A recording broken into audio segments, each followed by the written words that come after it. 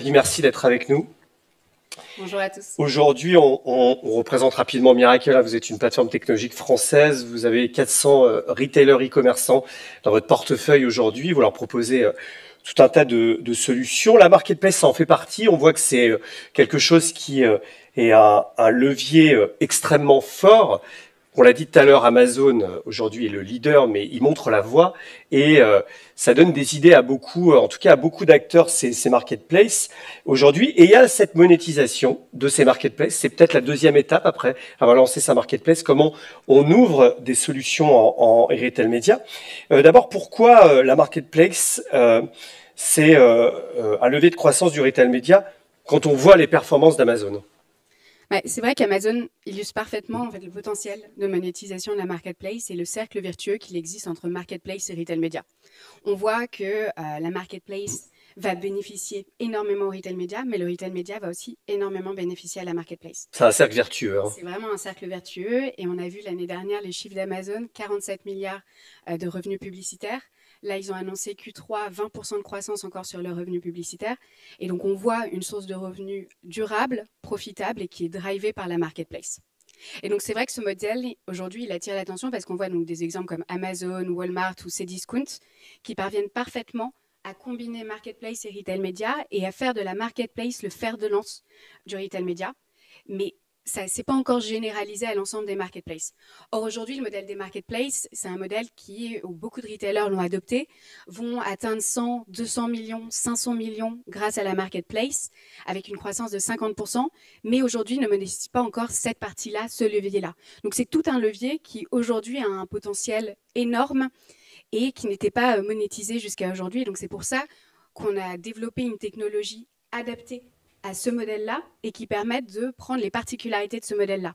Récemment, on a interrogé plus d'une centaine de vendeurs de marketplace et ils se disent prêts à investir jusqu'à 10% de leurs revenus en ligne en publicité si la performance suit, voire même plus. Et donc, on voit que c'est une source de revenus potentiels énorme et de plus en plus de retailers y réfléchissent et s'en rendent compte, mais je pense qu'ils n'estiment pas le potentiel qu'il y a derrière la monétisation de la marketplace. Prenons un exemple, c'est Maison du Monde, je crois, avec lequel vous avez travaillé, bien connu, une enseigne qui est d'abord présente en physique, qui a également un site d'e-commerce et qui a lancé sa marketplace et qui ensuite l'a monétisé. Comment ça s'est fait et quel est le potentiel de développement financier derrière? Parce que c'est ça qui est important, parce que ça augmente la rentabilité finalement de la marketplace de façon très importante, on l'a vu avec Amazon. Exactement. Il y a des études de BCG qui montrent entre 70 et 90% de profit sur les revenus retail média, donc c'est énorme. Maison du Monde, c'est un de nos premiers clients à signer avec Miracle Ads, donc ils se sont lancés il y a 1 an. 6 mois plus tard, ils ont pris la parole pour parler du succès donc, de ce programme. Ils avaient alors 70% d'adoption parmi leurs top vendeurs. Ils monétisaient déjà 1% de leurs revenus en revenus publicitaires et visaient à la fin de l'année 2 à 3%. Donc c'était colossal, c'est vraiment une grande réussite. Et comment ils ont réussi à faire ça? Ils ont rapidement compris que il fallait prendre en compte ces spécificités de la marketplace. Nous, on a estimé qu'une marketplace qui représente 25% des revenus en ligne d'un retailer représentera plus de 50% de ses revenus retail média.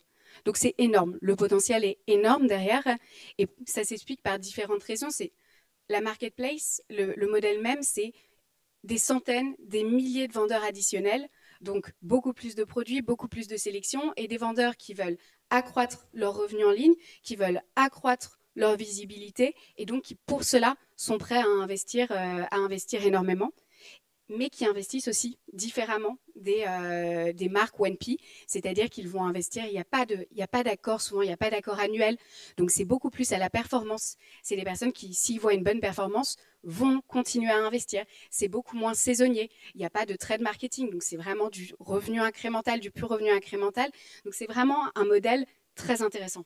Tu dirais que c'est encore, on parlait de maturité tout à l'heure dans le retail média, là on est dans la marketplace, donc on est encore dans un contexte encore différent. Est-ce qu'on est encore en phase de défrichage ou est-ce qu'une maturité est en train d'arriver autour de la monétisation des marketplaces? Je pense que le modèle est très hétérogène parce qu'on voit des acteurs comme Amazon ou Walmart Clairement, ils sont dans une phase de maturité avec un modèle qui Plus fonctionne. 20% quand même, hein, c'est pas mal, hein, C'est pas maturité. mal. Ah non, mais on est sur toujours une source de Il y a croissance deux chiffres, c'est non pas mal après. négligeable. Ah non, non négligeable. Mais j'associe pas forcément maturité et perte de croissance. Ouais.